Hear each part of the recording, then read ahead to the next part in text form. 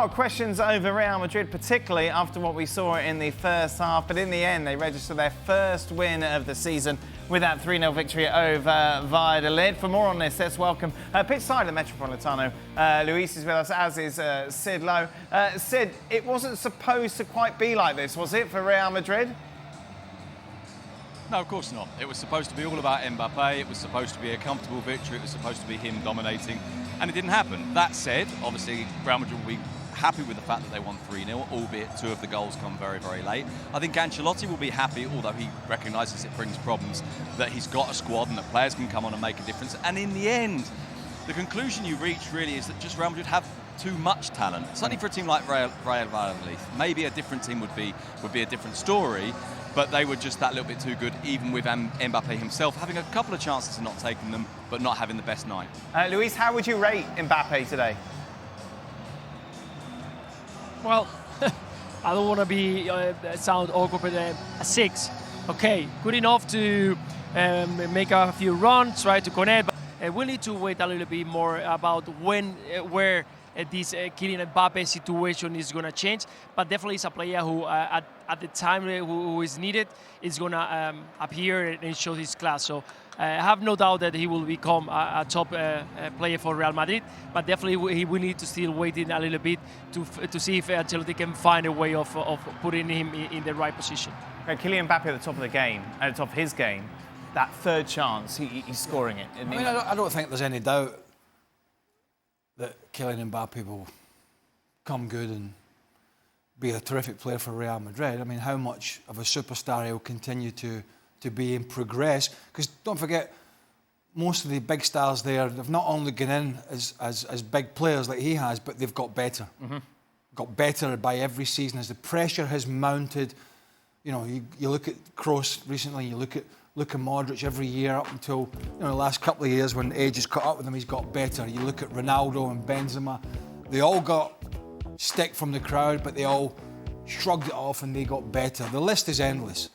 And it's up to him to see how good he can be. I don't think it's too much of a stretch to say it's been a pretty average start.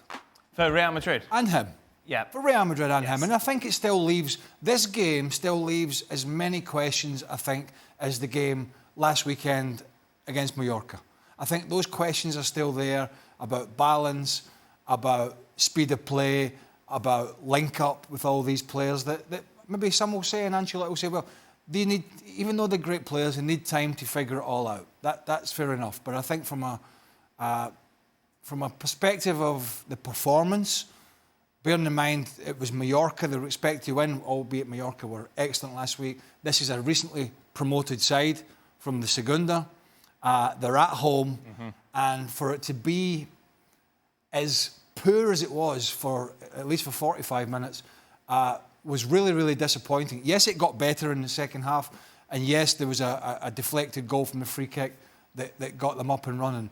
But I think in terms of the 180 minutes plus we've seen so far from this Real Madrid side, it is definitely a work in progress. That first half was absolutely turgid, Sid. You were at the game. What was the atmosphere like amongst the crowd watching that?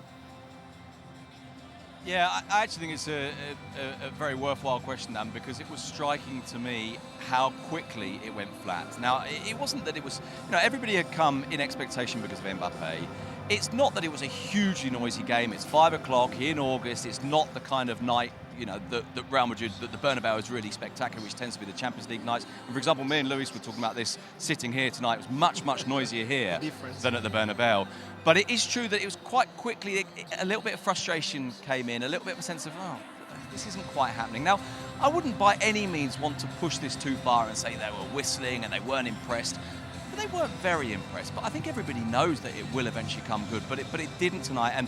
And you're right, in that first half at least, there was a kind of a leadenness, there was a kind of a flatness, not just about the performance, but I think about the stadium as well. But as we've mentioned, Luis, the fact that you've got someone like Brahim Diaz, and then you've got Endrick coming off the bench with so much excitement, that makes a difference to Real Madrid with regards to their ambitions this season compared to pretty much everyone else. We want to see them playing well. We want to enjoy all these players getting together. So, yeah, I think that we have to wait and see what's happening. but you can see that the squad of this Real Madrid side is going to be ready to face every single competition. Because when Arda Güler he was in today, I think he did a fantastic job. When Ibrahim Diaz came in the second half, and even Henry, they score goals, they assist. So they changed the way of play. So I think that Ancelotti must be very happy to have a bench there with so many options. You've got to tip your cap to Ibrahim Diaz, though, haven't you? Because it's not just today. It was a big chunky last season. When you have all these superstars, it's just something special for a coach to have. Yeah, I mean, they've got a lot of great players. But he really has surprised me in the last 12 to 18 months or so as somebody that's really stood up and said, hey, if you're struggling and we're flat, I can come on. And this isn't a huge game, and Sid touched on it with the atmosphere, but there's been really big games like the Champions League last year where he has done it. And that is great to have. Somebody that's not perceived as a superstar, but can come on and consistently, and I mean consistently, be a game changer. And that's what Diaz has been. Real Madrid then finding their first win of the season.